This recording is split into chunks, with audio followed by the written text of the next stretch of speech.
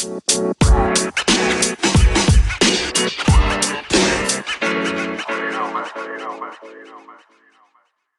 hello. Welcome back to season 2 of the Marketer Pitch podcast. I'm your host, Corey Davis, joined by the lovely, my co-host, Yesenia Reynoso. Hello, everybody. We're back. I'm going to start singing that song. I can't think of it off of the actual song title off of the top of my head, but it was on an MLB commercial when they were promoting the 2021 season. It's like, welcome back, welcome back, welcome back. So that's exactly how I feel. Yes, it's so good to see and hear all of our viewers again. Welcome back to season 2 of Marketer Pitch. Corey, as you can tell, the excitement is definitely running through my veins. Yes, I'm just happy to be back. When we started this podcast journey almost about a year ago, which later in the season 2, we're gonna have our 1 year anniversary show. But we started to see that I didn't think that we would come this far. I didn't think that we would continue to evolve and go through so many different iterations of the show. But I'm very happy with the product we're putting out, and I'm very happy that we were blessed to come back for season 2. Not only with that, we're also back with sponsors, and we're back with a co-branded company. If you want to announce who that is.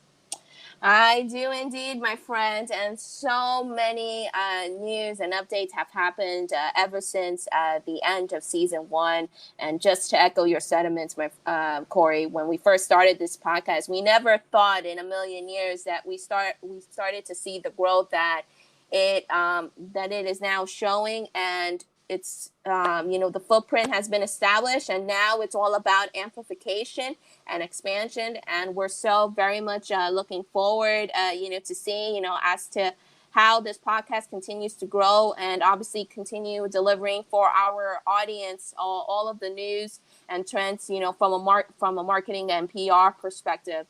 And so to kick off the long list of news that has swelled over the Marketer Pitch universe, just after the end of season 1, back in June, we launched our intermission series, our three episode intermission series called Marketer Pitch Freestyle, which lives exclusively on Spotify and YouTube. So if you didn't get the chance to see it, please go on to those 2 respective platforms and view it.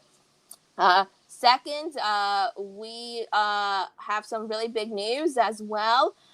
We just recently announced a new affiliate partnership with the Helium Radio Network. So for everyone tuning in, you will be able to listen to the complete collection of Marketer Pitch Season 1, Freestyle Season 2, and all future seasons that are going to be coming up on the pipeline on the Helium Radio Network weekly on Thursday mornings at 6:30 a.m. So circle that onto your calendars, and another avenue to listen to this amazing podcast. And third, we're going to be this one is going to be a little bit more of a teaser, but we're hoping that within either the next future episode or episode 15, we'll be able to announce this officially. But let's just say that both Corey and I are going to become mentors in this brand new up and coming app that is going to be twice as hot. And you could say it has a little bit of a small Clubhouse and LinkedIn combination. So you're going to be hearing from us from this respective new app very, very soon. And we're going to be offering more details once it's officially launched in the coming days. Yes. So thank you for just giving them a rundown. And I really want to get into this episode and really want to get into the show. So we have a very great action-packed show for you guys. But before I do that, I do want to let you know that, like we alluded to a little earlier, we have retooled season 2 of the Marketer Pitch podcast. And that's really just because coming from our intermission series, what Yesenia was just talking about. Yesenia and I had a great time just going back and forth and debating, and we loved that format. It was very organic, and I know the feedback from that was just very high and people loved it. So we're going to continue that format into season 2. by having three separate segments. So we're both foodies. I love my food. Yesenia loves her food, and we are changing the format. So we have three segments. Our first segment is the appetizer segment, or like to say, the news you may have missed from the past 2 weeks. Then that's followed by our entree segment, which is a deep dive topic into the hottest uh, trends from a marketing or advertising perspective. And then finally, if we're not full, which I'm usually not, it's our dessert segment. And our dessert segment is we'll introduce any special guests we may have. We'll get into any questions that you guys are emailing us, or dive into a pressing topic or debate that we're seeing either on Twitter, Clubhouse, Facebook, Fishbowl, LinkedIn, etc. So we have a full meal for you guys every single episode, and we hope that you guys love this journey and continue along with us throughout this season. It's a 3-course meal. You're going to get 3 delicious meals in a marketing, advertising, and PR perspective. So get those bellies ready because I'm ready to chow down. Are you, Corey? Yeah, so let's get it. Let's go. All Um, right. so this episode, which is timely coming out this week, is right dab smack in the middle of Hispanic Heritage Month. So Hispanic Heritage Month falls between September 15th through October 15th. And surprisingly enough, I think I didn't know this. Surprisingly enough, President Ronald Reagan in the 80s was the first president to actually make this a month. I didn't expect a Republican president like Ronald Reagan to do that, but he actually did. So good for him. And people wondering, which I may not know, I'm not Hispanic, and maybe some Hispanics may not know as well. But the reason why it starts on the 15th versus starting on the first of the month or towards like the end of the month or something like that is because of September 15th is like the first start of a lot of Independence Days for a lot of Latin American countries. So it starts on the 15th, and then it just goes through the rest of the month. Yes, I really do first and foremost, it is in fact a Hispanic Heritage Month. As a fellow Latina myself, I feel so incredibly proud to be able to celebrate my culture, history, and heritage with each and every one of you as we continue to celebrate the accomplishments, excellence, and impact of the Hispanic community, which, by the way, is the fastest growing demographic in the United States. We have a buying power of 1.5 trillion and growing. And so it really is a very telling sign, just how influential the Hispanic population has grown over the years.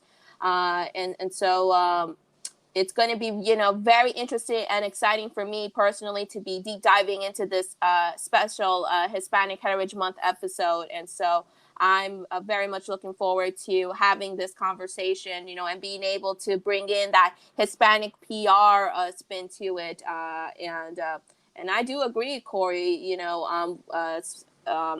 the Hispanic Heritage Month, started on as of September 15th, and it's going to go all the way to October 15th because of the heavy line of Latin American countries, each of them unique in their own way, celebrating their respective Independence Days. Mexico just recently celebrated theirs, and obviously many other countries are also either are currently celebrating or about to celebrate. And so this is a very festive month, and so and it's again kind of ironic that we're kind of twirling it in with the food segment because Latinos definitely love to bring in the spice, or as we say, mucho sazón. Yes, or C. So that's great. So we have some great in the entree segment. We have some great hot topics I want to get into, but first, let's move into our appetizer section where we give you a little light bite of some news that we're seeing from the past 2 weeks that you may have missed. So the first news subject I want to get into is just this whole vaccine craziness. We are still talking about COVID. We're still talking about the vaccine. That's not going away. And just a couple of weeks ago, I don't know if you heard, Yesenia, but Sweet Green, the sandwich and salads place Sweet Green. Ah, yes. Who could not forget about that? Well, hold your horses because their CEO actually faced huge backlash because on some LinkedIn comments he made about the COVID-19 vaccine. So Jonathan Neiman, who is the CEO of Sweetgreen, posted on his LinkedIn page that the we need to do a better job about obesity and dealing with people who are overweight. He said the majority of hospitalizations are for COVID are due to people who are obese and overweight, and called for health mandates, suggesting moves such as taxing processed foods and refined sugar to pay for the impact of COVID-19. It gets worse. He also said that no vaccine or mask can save us from COVID-19. This is a CEO of one of the probably biggest fast casual restaurants in the country making these crazy claims and honestly it's really just irresponsible claims to the point where LinkedIn actually took down his column and took down those comments because of how dangerous they are. And while Sweetgreen released a comment saying, like, we don't agree with our CEO, he's a private citizen and we're a company. He's at the end of the day, he's still the face of the company. And the fact that the CEO of a brand is saying this, it's really just eye opening. Well, I mean, I'm just shaking my head as as you laid out the story, but I think what has happened is, this is well, obviously, first and foremost, it's downright irresponsible, repulsive, unacceptable, basically every negative adjective you can think of in the book. But I think what we're witnessing, and it has been growing over the last several months, is the fact that with the toxicity that's currently in our society, and how people have reacted overall to the vaccines, more specifically with this with these COVID-19 vaccine mandates. I think we're really seeing the politicalization, I should say, of these vaccine mandates, and people are just simply are legitimately concerned as to the real effects of what the COVID-19 vaccine, is putting out there. But also, I think this also is a testament, to the failures of all the major industry sectors, from business, legal, politics, and of course, from marketing and communications. The fact that we have not been able to come together with a cohesive, universal, and/or targeted message, that informs the public properly on these COVID-19 vaccines. It's kind of like it's kind of like it's being forced upon people instead of legitimately informing through actual facts and empathy. What these vaccines can be beneficial. Is it highly recommendable? Is it recommendable? Of course, but everybody has the right to make through proper research to make their own decisions as to whether or not they're going to be, putting the vaccine. But also, I think it's kind of surprising that, Corey, that we have not heard marketers or communicators or the mainstream media talk about alternatives to the COVID-19 vaccine. Exactly. I think there's it doesn't have to, everything does not have to be all of these vaccines. Obviously, it's helpful, of course, and it's highly recommended that you do get your vaccine. But there are people who are legitimately very hesitant in taking the vaccine because they don't know as to what effects are going to be in both the short term and the long term. And so I think the fact that from that standpoint, we have failed in communicating alternatives to besides the COVID-19 vaccine, to help people combat COVID, I think it is a major disservice to everyone involved. I agree. And I was just about to say that 100%, where I felt during the beginning of the pandemic, as far as the notion of staying home and why it's important to stay home, and some of the things you have done have gone out the window, where marketers and advertisers have kind of just almost get into a point where it's either take the vaccine or not. They really don't get into why we should be taking the vaccine, why it's important to take the vaccine or not, or what can you do if you don't want to take the vaccine. What are some of the steps you can do to mitigate your your Yeah, your protection from COVID-19, mhm. but they're not doing that. So I think from a marketing and advertising perspective, we got to be better as far as getting people correct information and helping them out instead of just forcing the vaccine down their throat, which I definitely think is smart, but you have to also do both.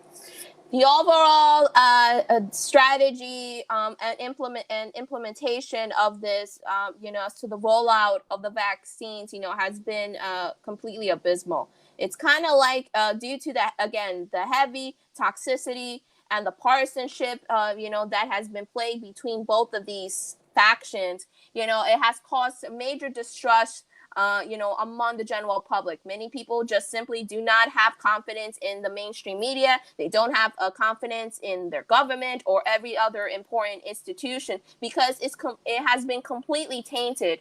And so, as communicators and advertisers, it is our job to step up to the plate and actually deliver through actual valid facts, the reasonings as to why it's important to take the vaccine, list out all of the side effects, because we're still learning about this virus. It continues to reconfigure itself every time. We're still in these trial stages per se, as Pfizer, as we recently heard several days ago, the Pfizer vaccine booster vaccine has been approved, and so now Moderna and J&J are waiting for their respective approvals as well. But we also need to be talking about those alternative options to the vaccine. It can't be all you got to take the vaccine or else. Like, you can't force people. We have to give alternative selection so that way people can make their decisions for what is best for themselves and for their families. Yes. And with that, let's put a pin or a button on our appetizer. I know, let's move into the entree segment of it, or our hottest topics of the week. And because it's Hispanic Heritage Month, like I said, we want to focus our topics today on things that are impacting the Hispanic community. So, Yesenia, I'm gonna give you the choice. I have two entrees, two big topics, and you know me. I like my controversy. I can get into a hot topic. So either do you want to do like one that's very controversial, or do you want to do like a very good like a meat and potatoes topic by Hispanic Heritage Month? So your choice. I'll let you choose. Oh boy, it's either go with the sazon or go cocin sazon. Oh dear. Uh I'm more of a meat and potatoes type girl. Perfect. So I'm gonna go without the sazon because I am not a fan of pique, or AKA spice. So why don't we just go with something that is much more mild for now? And who knows, maybe we might dive into that little. Maybe I do decide like, hey, maybe we got a little bit of a pique in here if it fits.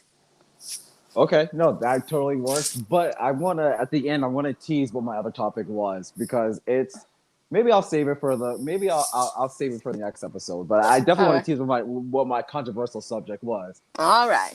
But this week, because it's for our entree segment, because it is Hispanic Heritage Month, similar to other months like Black History Month, the LGBT Pride Month in June, Black History Month is obviously February, Women's History Month. One of the things that advertisers and marketers get caught doing time and time again are sales tactics. It's put up, which I have seen unfortunately. It's Hispanic Heritage Month, Taco Tuesday. Let's put up guacamole on sale. Things that are just very downright um, downright offensive to the Hispanic community as a way of taking a month celebrating pride and celebrating heritage as a way to make money. So this week, Yesenia, I want to just discuss how brands should shift their focus from a sales tactic to a year-long commitment to the Hispanic community. So uh, just through that, and again, it's Hispanic Heritage Month, September 15th to October 15th. And as you just mentioned earlier, Senya, the Hispanic community is the fastest growing community in the United States. So many brands, they do hope for a lift in sales by acknowledging the influence, culture, contribution Hispanics have brought to our nation throughout our entire history, past 300 plus years. So the problem is this is a time where I think, like you just said, you see marketers doing just stereotypical things with guacamole, Corona, tequila, things that don't make sense in their advertising campaigns. And they approach that that kind of segment represents a Hispanic consumer. And quite frankly, today, especially we're in a more social media driven, we have a younger society. It's very patronizing for Hispanics to see those kind of advertising. And I would just want to put caution brands who may be opportunistic and wanting to get more money that they should be creating more year-long commitments and actually looking at where Hispanics are spending and what they're interested in and focus on that instead of focusing on making a quick buck by putting avocados on your advertisement. So, God, come on, get in, get into the conversation, Yesenia. Well, last year, I had the opportunity to write an article for PR News about how communicators can bond with the Hispanic community through authenticity. I cannot emphasize enough the importance of that particular tidbit because many of the Hispanic market, in terms as to how as to how they consume marketing and communications, it's through authenticity. We are very brand loyal in terms as to the products and services that we've had ever since ever since we were little kids.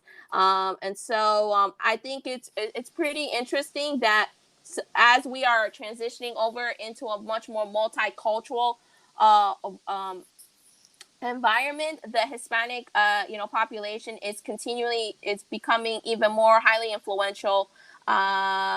With this consensus.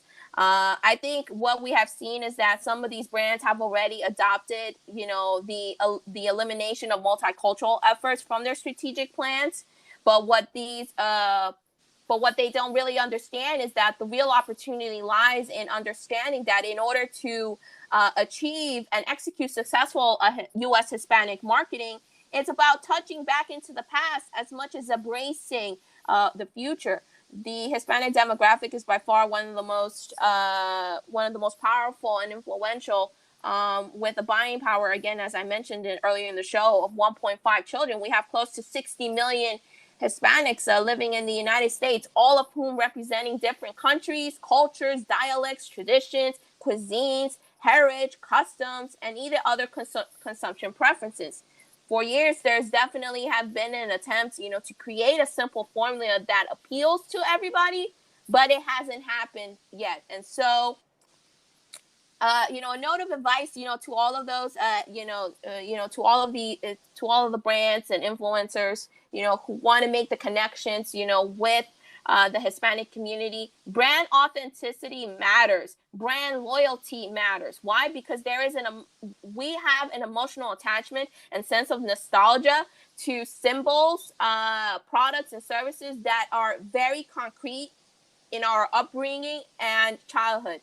Today, the vast majority of Hispanic Americans, regardless of their culture or their or where they're coming from, simulation or generation, have products and services that are in our respective homes that are strongly tied to our roots, and they provide comfort and security. I could give you a quick example, like for instance, my mom has always been a huge fan of Vicks.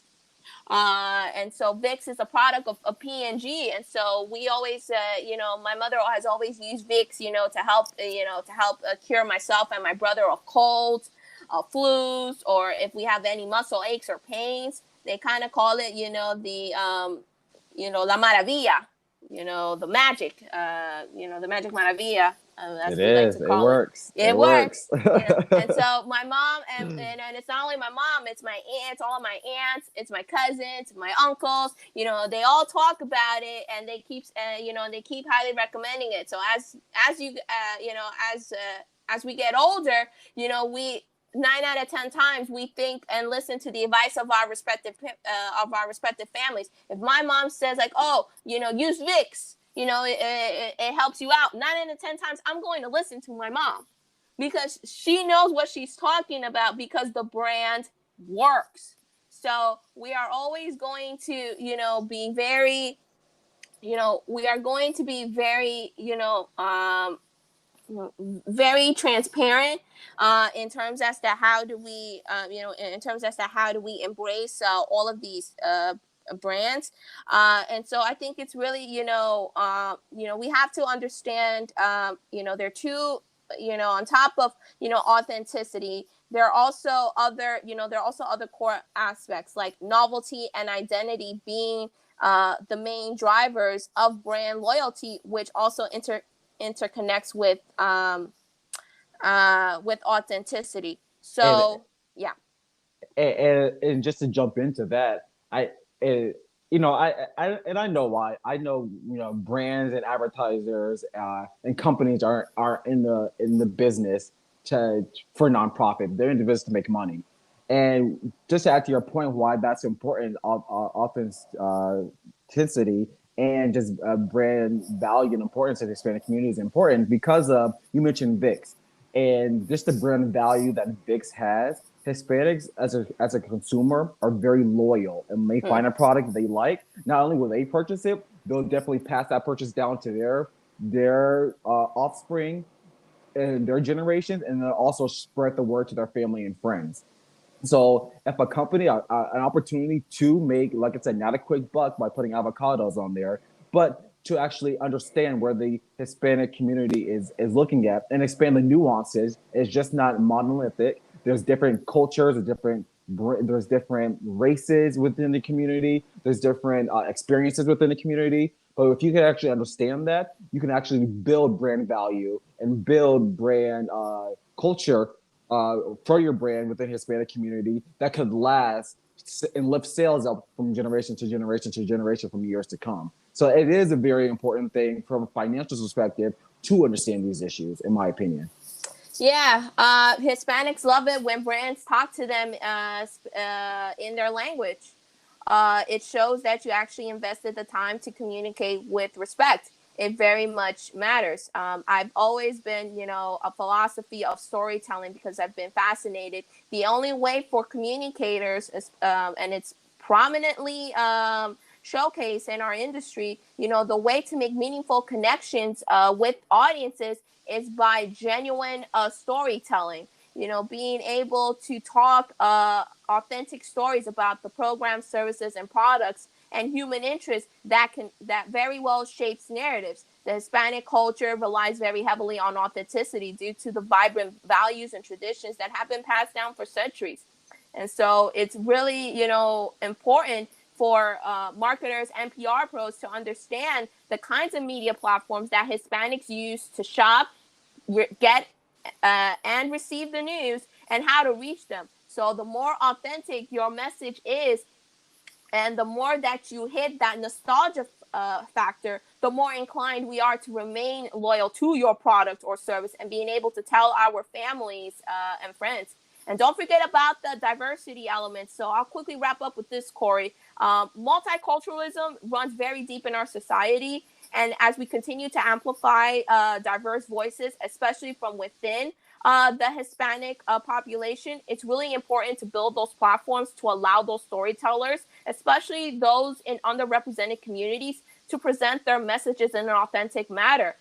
We need to media and marketing companies need to cultivate a space that promotes inclusivity, equity, diversity, inclusion. They're all relevant. And so the beauty of communications, and of course, Corey, in your neck of the woods, marketing, it lies as to how we showcase that diversity through all of these mediums. We're very proud of our Hispanic roots. We're very proud of our culture, our history, and we want to showcase that to the world. It's now up to the brands to have a better understanding that the entire Hispanic population is very diverse. Every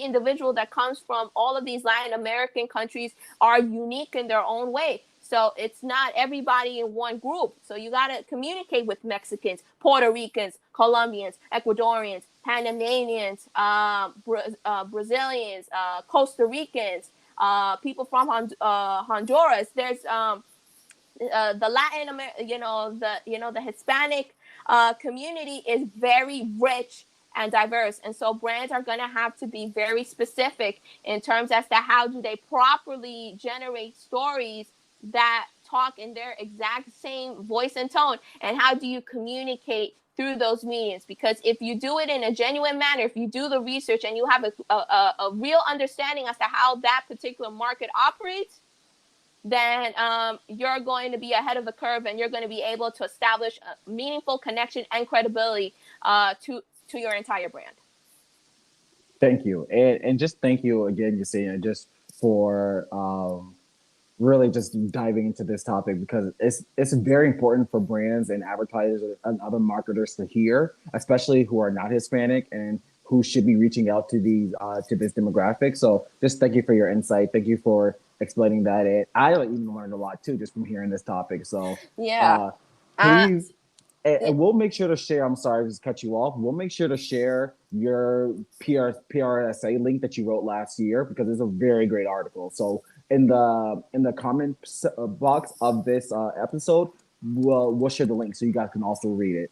Yes, I will. Thank you for that, Corey. I'll definitely share that PR news link. And just a quick tidbit, I will be writing my second piece for PR News in honor of Hispanic Heritage Month this year, which will be centered around diversity within the Hispanic population, and how do we make moves, to further promote diversity from within that space, and the steps for non-Hispanics that they need to that they need to do in order to make progress and build those bridges. Great. And with that is the end of our entree. I don't know about you, Yesenia, but I'm full. I don't think we have time for dessert this week, but that's okay. Well, Corey, I think it's safe to say it's one of those rare occasions that the dessert will have to hold till next time. Yes.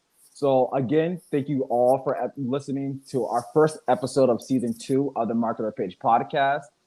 Again, we hope that you guys continue the journey. You can listen to us all season long, and we welcome your opinion. So please reach out to us. You can tweet us on Twitter or write us a message on Instagram. That's Marketer Pitch, or even email us. That's marketerpitch@gmail.com. Stay connected. Stay tuned, because we have a great season up ahead of us.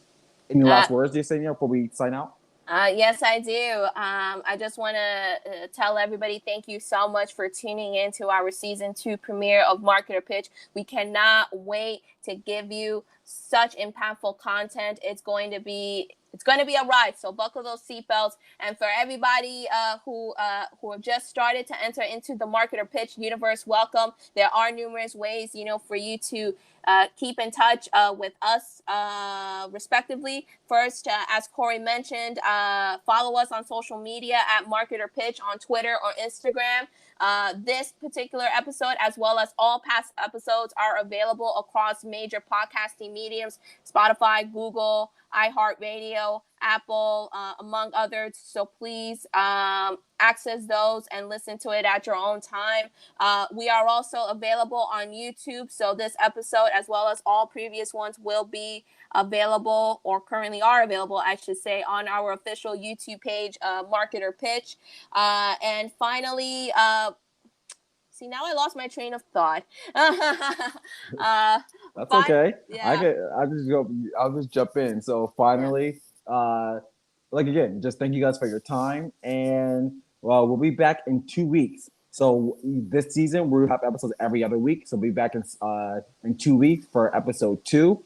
So until then, I hope you guys all have a great rest of your day, and only positive thoughts. Think positively and do well in this world. And besides that, have a good one. And I'm Corey signing off. And I'm Yesenia. Gracias por todo. Happy Hispanic Heritage Month, and we're very much looking forward to seeing you back in 2 weeks for episode 14, aka episode 2 of season 2.